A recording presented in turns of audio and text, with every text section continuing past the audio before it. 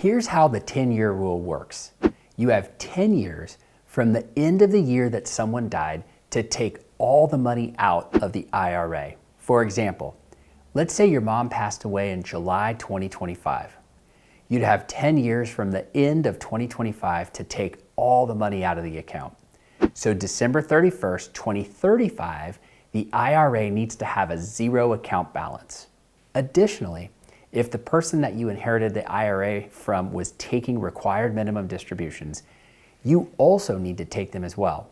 An RMD is the money that the IRS makes you take out each year, and it's based on your life expectancy and a function of how old you are. So if the person that you inherited the money from was older than 73, most likely they were taking RMDs. On the other hand, if the person was not taking RMDs, you don't need to take them either. But you do still need to have all the money taken out of the account within the 10-year time frame. Let's say that you inherited an IRA of $50,000. You have 10 years to get that IRA account down to a zero balance. You can do it however you want, but you have to take all the money out by the end of the 10 years. Let me give you an example. It could be $5,000 a year over 10 years, or $10,000 a year over 5 years, or all $50,000 at once.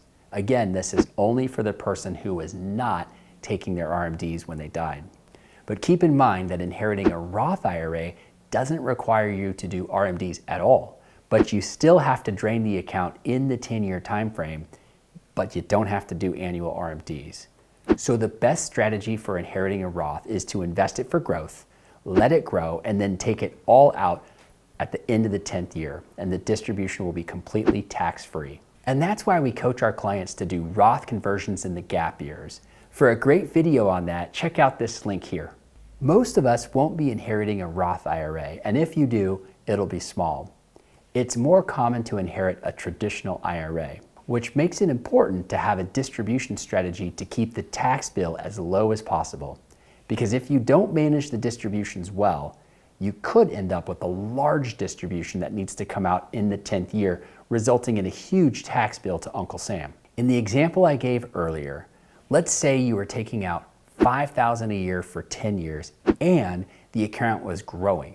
So after 10 years, it wouldn't be enough to drain the entire balance. So at a nominal 7% growth rate, you could potentially have $30,000 left in the account at the end of 10 years. And a $30,000 distribution would be completely taxable if coming out of a traditional IRA. And this may not be a big deal on a small dollar amount, but what if the IRA was hundreds of thousands of dollars?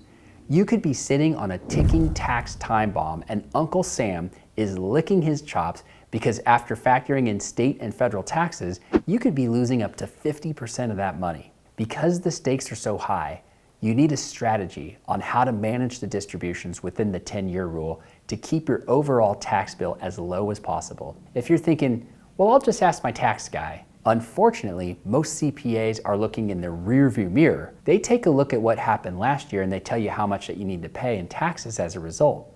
They aren't looking ahead for you, and therefore, you're missing out on planning opportunities and you're paying more in taxes as a result. A good financial planner will do multi-year tax projections and coordinate with your CPA to have a cohesive distribution plan in place. The strategy needs to manage the tax brackets every year of the 10 years during that 10-year rule period. For any year where your income is lower, consider taking a larger distribution from the inherited IRA so it's taxed at your lower rate. If you find yourself in the 10% or the 12% bracket, go ahead and take a distribution to bring you all the way up to the top of the 10 or the 12% bracket. So let's say you're a married couple with $70,000 in income because you're newly retired.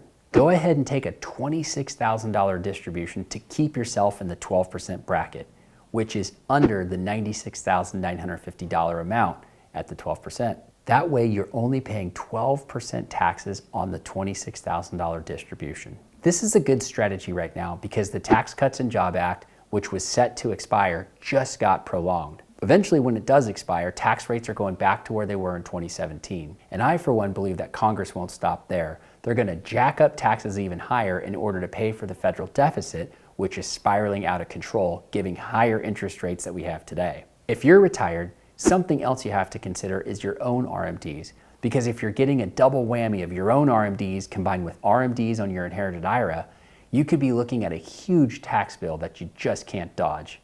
Let's recap some things to think about when it comes to taking distributions within the 10-year time frame.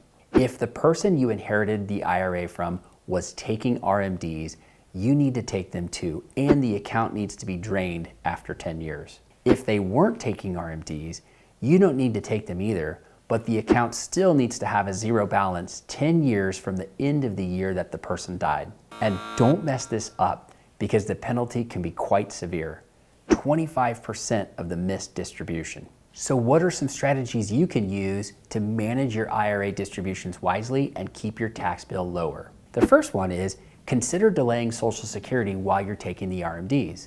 Your Social Security benefit will grow at a guaranteed 8%, so essentially you're getting paid to wait, and you won't have income on your tax return to keep that tax bill lower.